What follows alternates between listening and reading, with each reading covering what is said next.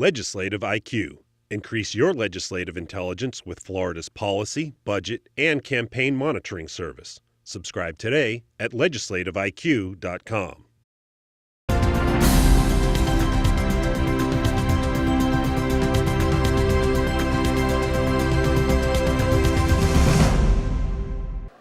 On the opening day of the legislative session, Rick Scott spent most of his State of the State address pleading with lawmakers not to end his Jobs Incentives Agency. Let's remember, we are talking about people's jobs. In the 4 weeks since the session began, Scott has made more than 24 trips crisscrossing the state to talk about jobs. And they completely shut down. Now here's what's frustrating. Your House members have done it.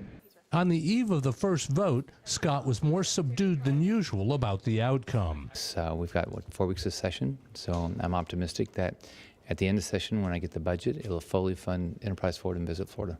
The governor's success is part of his problem. Wages are continuing to rise all across the state. Florida has created more than 50,000 jobs since the year began, all without incentives. And when the House casts its first votes on Wednesday, we'll know if the governor's frequent trips have had any impact at all.